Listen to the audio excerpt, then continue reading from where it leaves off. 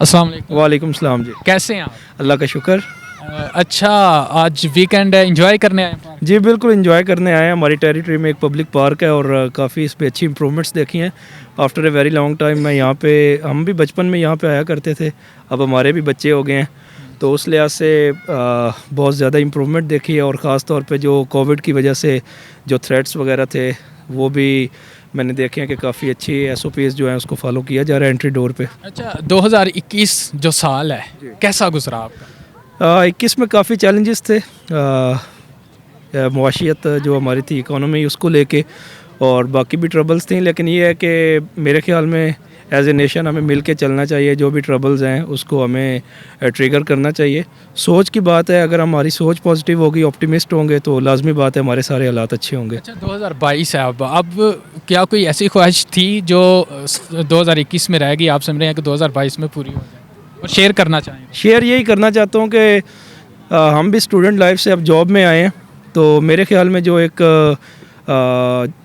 Earning point of view से ना वो हमारा हक है उस वजह से, क्योंकि हर जो ऑक्यूपेशन है, शोबा है, उसमें सैचुरेशन काफ़ी ज़्यादा है, लेकिन उस लिहाज से जॉब अपॉर्चुनिटीज़ नहीं है। हुनर के लिहाज से बहुत हमारी कमी है। गवर्नमेंट की तरफ से जो भी प्रोजेक्ट्स होते हैं वो ऐलान तो कर दिया जाता है, उसको प्रमोट भी किया जाता है, लेकिन जिस चीज़ का जो हकदार होता है उसको वो चीज़ नहीं मिलती। तो इस वजह से गवर्नमेंट की ऐसी स्ट्रेटजीज होनी चाहिए कि जिसकी वजह से हर बंदे को उसका वो हक मिले। ये तो हम देख रहे हैं ना, पहली जो गवर्नमेंट्स थी उसमें भी यही होता था, लेकिन खान साहब ने एक नारा लगाया था, भाई इंसाफ होगा, तब्दीली आएगी, अदारे ठीक हो जाएंगे, जॉब्स मिलेगी।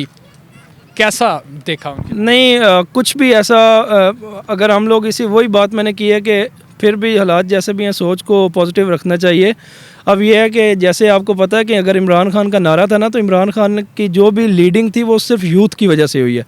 अगर यूथ को हम साइड पे निकाल दें तो इमरान खान के पीछे कोई भी नहीं था। अगर इमरान खान ने अपनी जगह बनाई है तो वो यूथ की वजह से बनाई है। तो कम अज़ कम इमरान खान साहब को, वो हमारे प्राइम मिनिस्टर हैं, हमें देखें जो भी एक चीज़ हमारा ओवरऑल जो है कस्टोडियन वही हैं, रूलर वही हैं, तो हमें उनकी रिस्पेक्ट करनी चाहिए। ये नहीं कि मैं PTI है, मैं एक वैसे जनरल बात न्यूट्रल पर्सन होकर कर रहा हूँ।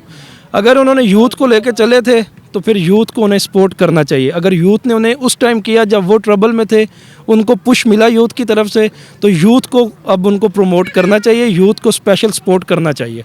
हाँ, हम देख रहे हैं बिल्कुल। अभी आखिरी जो एक साल है, इसमें आपको लग रहा है नौकरियां भी वो मिलेंगी, महंगाई भी कंट्रोल होगी? देखिए सर, बात यह है कि चीज़ें फ़िज़िकली अगर देखा जाए तो फिर हमें खान साहब से नाराज़गी होती है। कैसे? क्रिसमस का सीज़न आया, यू नो दैट कि जी फ़ॉरेन कंट्रीज़ में क्रिसमस होता है, तो वहाँ पे चीज़ों के रेट्स भी 50% हो जाते हैं और वो अपनी आवाम को फैसिलिटेट करते हैं। तो इस लिहाज से खान साहब से नाराज़गी ये है कि कम अज़ कम अगर न्यू ईयर था तो उस पर पेट्रोल को बढ़ाने की ज़रूरत नहीं थी, वो 10 दिन बाद भी बढ़ा सकते थे। तो ये देखिए, एक जो गरीब बंदा है या एक जो देख रहा होता है ना, तो वो शिकायत करता है फिर कि नवा साल सी तो नाल ही पेट्रोल दे जेड़े 4 रुपये। कह रहे हैं कि तोहफा मिल गया है। तो लोगों ने तो कहना है, मैं भी कहूँगा, आप भी कहेंगे, तोहफा बाद में दे देते। तो कम अज़ कम इतना होना चाहिए कि कोई न्यू ईयर की एंट्री है या कोई हमारा जो मजहबी एक इवेंट होता है उस पर हमें कम अज़ कम फैसिलिटेट करना चाहिए। फिर हम इसीलिए कंपैरिजन करते हैं कि जी दुबई में, कहीं और फॉरेन कंट्रीज़ में जब रमज़ान आता है, ये चीज़ें होती हैं, तो वो हमें प्रमोट करते हैं मुस्लिम्स को। तो हमें हमारे मुल्क में भी रह के उस चीज़ की फैसिलिटेशन देनी चाहिए, इस तरह करना चाहिए। जी हाँ, बहुत शुक्रिया। जी हाँ नाज़रीन, आपने समाअत किया। यहाँ पर और भी भाई मौजूद हैं। जी अस्सलाम वालेकुम। वालेकुम सलाम। कैसे हैं आप? अल्लाह का करम है। अच्छा, क्या कहेंगे तब्दीली के मतलब? तब्दीली के बारे में तो हम कुछ यही कहेंगे। देखिए, इमरान खान साहब ने जो कहा था कि हम तब्दीली लेकर आएंगे, उसकी जो टीम है जिनके बारे में वो कहा करता होता था कि आज एक और विकेट गिरने को मिलेगी, आज एक और विकेट गिरने को मिलेगी, और जितनी भी विकेट्स गिरी है ना, वो विकेट आकर उसने दोबारा खड़ी की है। जितने भी गए थे, फवाद चौधरी, जितनी विकेटें गिरी थी उसने इमरान खान को गिरा दिया, उसी ने गिरा दिया। और ये देखिए, ये जो काम इन्होंने किया है, वापसी में आकर 2023 में यही लोग इनको हराएंगे। ये जो वहाँ से बाकी पार्टियों से जितने भी आए हैं, आप जिसको भी देखे, जिन्होंने ओहदे मिले हुए, ये सारे दूसरों पार्टियों के आए हुए लोग हैं, जिन्होंने यहाँ किसी को वज़ीर बनाया है, किसी को जो मुशीर बनाया हुआ है, जो भी उन्होंने बनाए दूसरी पार्टियों के लोग हैं, और यही इनको आके हराएंगे। अच्छा, आप क्या समझते हैं, क्या कोई जो उन्होंने तब्दीली के नारे लगाए थे उनको एक साल के अंदर अब वो कोई पूरा कर देंगे, कोई बेहतरी लेके आएंगे, या आप बिल्कुल समझ रहे हैं कि नहीं होगा? अगर 3 साल में वो ना कर सका, जितना अरसा उसने गुजारा उसमें वो ना कर सका, तो मुझे नहीं लगता कि चीज़ें ठीक हो जाएगी। मीशत थोड़ी सी संभली थी, कोरोना आ गया। कुछ भी नहीं होगा, कोरोना आ गया जो भी हो गया ना, जो ये तो फिर वो बाद में अगर आप पूछे जी भाई दूसरे पार्टियों की यू टर्न वाली बात हो जाएगी, कुछ भी ऐसा नहीं होगा। अगर उसने बुनियाद ठीक नहीं रखी, आप क्या समझते हो कि ऊपर से आखिरी इमारत पे जाकर उसे ठीक करेगा?